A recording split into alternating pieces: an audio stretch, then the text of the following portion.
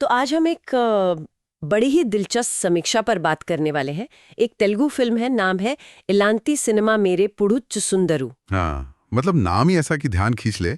ऐसी फिल्म आपने कभी नहीं देखी होगी। बिल्कुल। और ये समीक्षा है सिनेमा एक्सप्रेस से, लिखी है आदित्य देवुलपल्ली ने। और ऐसा लगता है कि लेखक इस फिल्म से काफी हैरान है, शायद थोड़े परेशान भी। हैरान और परेशान दोनों। तो आज हम यही समझने की कोशिश करेंगे कि भाई इस फिल्म में ऐसा क्या है जो इसे इतना अलग बनाता है, और ये समीक्षा क्या कह रही है इसके बारे में। बिल्कुल।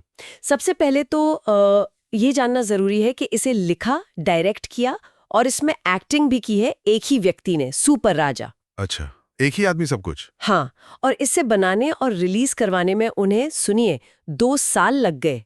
मतलब सड़कों पर प्रचार किया, ऑनलाइन माहौल बनाया। अरे वाह। और तब जाकर कहीं मैत्री मूवी मेकर्स को मनाया कि इसे लिमिटेड थिएटर रिलीज दें। ये अपने आप में ये कहानी है ना? वो जर्मनी की फ्लाइट पकड़ने वाली है। बस इतनी सी कहानी है ऊपर से तो। लेकिन यहीं पर ट्विस्ट है। समीक्षा कहती है कि ये सिर्फ बाइक का सफर नहीं है, ये असल में राजा के दिमाग के अंदर की यात्रा है। मतलब आवाजें, टिप्पणियां, यादें, वहम। अच्छा, मतलब दिमाग में जो चल रहा है वो सब पर्दे पर। हाँ, लेखक इसे 1400 डायलॉग्स, 10,000 एक्सप्रेशंस का हमला बताते हैं। ये राजा के अपने शब्द हैं। 1400 डायलॉग, 10,000 एक्सप्रेशन, एक सिंगल शॉट में, ये कैसे?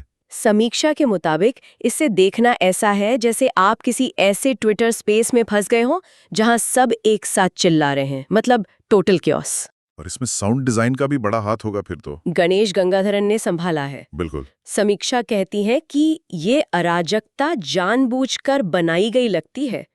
5 ऑडियो ट्रैक एक साथ चलते हैं, सोचिए। 5? हाँ। क्या है उसमें? एक तो बाइक पर जो बातचीत चल रही है वो, फिर प्रेमिका की आवाज के फ्लैशबैक, राजा की अपनी कला देवी से बहसें। कला देवी, अच्छा। हाँ, फिर दर्शकों के लिए उसके इशारे, और ऊपर से नशे में उसके मन की उलझने, भटकाव। मतलब एक ध्वनि का तूफान है पूरा। बाप रे, ये तो सुनने में ही थका देने वाला लग रहा है। तो क्या ये प्रयोग काम करता है?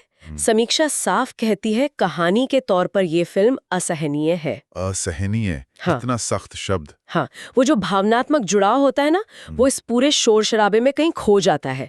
और सबसे मजेदार बात, लोग शो के बीच में ही उठकर चले गए। अच्छा, बीच में ही? हाँ, और समीक्षा में लिखा है कि जो लोग जा रहे थे वो रुकने वालों को ऑल द बेस्ट कह रहे थे। ऑल द बेस्ट, मतलब फिल्म देखना एक इम्तिहान था। बिल्कुल।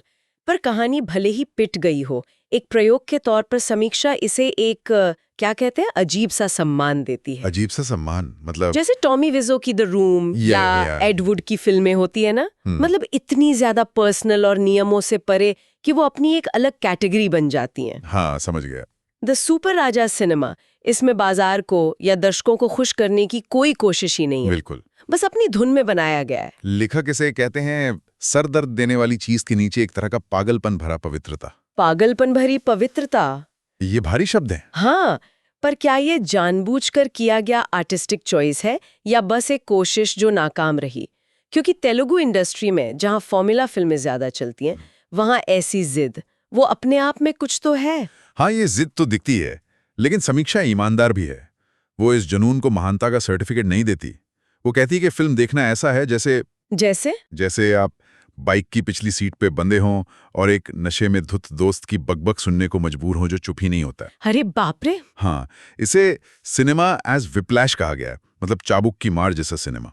तो जुनून तो है, पर दर्शक पर भारी पड़ता है। तो आखिर में समीक्षा क्या कहती है? निचोड़ क्या है? निचोड़ ये है कि ये कचरा और विजय दोनों है। कचरा और विजय एक साथ। हाँ। कचरा इसलिए कि ये थकाऊ है, दर्शक को शायद कुछ न दे पाए, उसे अलग थलग महसूस कराए। और विजय इसलिए कि ये बन गई, ये अस्तित्व में है। ये बात तो है, ऐसी चीज का बन जाना ही अपने आप में एक जीत है। बिल्कुल। शायद उपलब्धि फिल्म की क्वालिटी में उतनी नहीं जितनी इस बात में है कि सुपर राजा जैसा एक इंडिपेंडेंट फिल्म मेकर अपने एक शायद पागलपन भरे आइडिया पर इतना यकीन करता है कि उसे हर मुश्किल के बावजूद पर्दे तक ले आता है। तो फिर इस सब का मतलब क्या है, हमारे लिए क्या है इसमें? देखिए, ये एक जरूरी सवाल उठाता है कि क्या किसी फिल्म की कीमत सिर्फ इस बात से तय होती है कि वो कितनी मनोरंजक है या कितनी तकनीकी रूप से परफेक्ट है। या फिर कभी-कभी सिर्फ एक आइडिया को बिना किसी समझौते के पूरी ईमानदारी और जिद के साथ पर्दे पर उतार देने में भी, क्या उसमें भी एक तरह का कलात्मक साहस और महत्व नहीं हो सकता, भले ही उसका नतीजा देखना कितना भी मुश्किल क्यों ना हो? ये सोचने वाली बात है, बिल्कुल।